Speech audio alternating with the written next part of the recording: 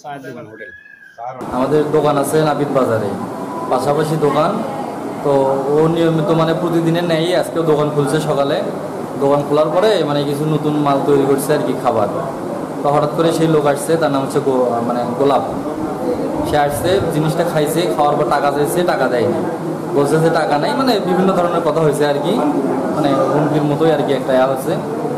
তারপরে ওই দোকানদার মানে মূল মালিক যে, সে বলছে যে তোর বিগত দিনেরও কিছু টাকা আছে, বাকি আছে, মানে আগেও বাকি খাইছে, ঠিক মতো টাকা দেয় না আর কি। ওই টাকাটা চাইছে আর আজকের টাকাটা, এই দুটো মিলে টাকা চাইছে।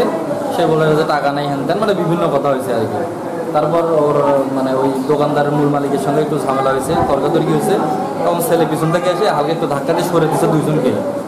তো দেওয়ার পর বাইরে গেছে, বাইরে যাবার নানান ধরনের কথা দেখি হঠাৎ করে একটা পিস্তল নিয়ে এসছে, ছোটো কালো কালারের নিয়ে এসে, কারোর সঙ্গে কোনো কথা নাই, কোনো দিকে দেখা দেখি নাই, মানে সোজা আসছে, আসার পর ডাইরেক্ট ওকে মারে, মানে এই যে প্রাণের এদিক দিয়ে মারে দিছে, মাঝ বরাবর চলে গেছে গুলিটা।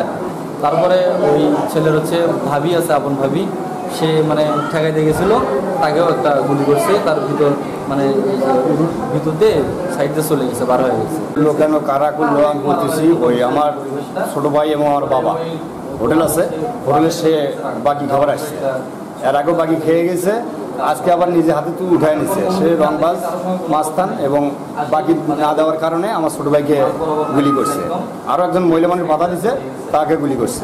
গুলি করে ও পালায়া গেছে, এলাকাবাসী কেউ সামনে যায়নি, অনেক লোক ছিল। পরে আমার ছোটো ভাইকে আমরা নিয়ে হাসপাতালে আসছি। আমি গুলি করার আমার ছোট ভাইয়ের বিচার চাচ্ছি। ওই সন্ত্রাসীটা কে? সন্ত্রাসী গোলাপ। কি করে সে? কোন দল? সে আওয়ামী লীগ করে। সিন্ধি এমপি ছিল, তার ভাগনা, পালিত ভাগনা। সকালবেলা দোকানে যাচ্ছি, আজকে সকালে হ্যাঁ 10:30 ব্যবসায় দোকানদারি করতেছি, খাজা বানাইছি।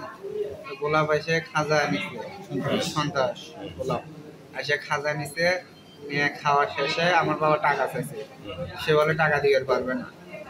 সে আগেও খাওয়া গেছে, আগেরও টাকা পাওয়া যায় অনেক, তা আজকে বলে হচ্ছে টাকা দিতে পারবো না। নেশা করে তো মাথার কিছু নেই, টাকা দিতে পারবো না, কি করবে করেন। পরে আবার ওই রাগ হয়ে এসে আমার বাবা একটা ধাক্কা দিছে, পরে আমি ওকেও ধাক্কা দিছি, আমার বাবাকেও ধাক্কা দিছি, যে বাদ দাও, ভেদালের দরকার নেই।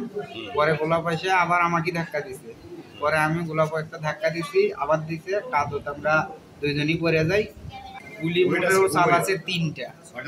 প্রথমে একটা আমাকে মারছে, পরে আমি সাইডে যা পড়ছি, আমার দোকানের ভিতরে কেউ নেই, দোকানের ভিতরে এসে আমি পুচ্ছি, বুঝের পাই নেই প্রথমে। পরে আমার গায়ে এখনো বলি নেই ওটার। পরে ওর ভাবিও আটকাইছে, ওর নিজের ভাবি, তাকেও একটা গুলি করছে, তার পায়ের ভিতর দিয়ে বাইরে হয়ে গেছে। পরে মানুষজন আসছে, বাধা দিছে, পরে ওখানেও একটা ফাঁকা আওয়াজ।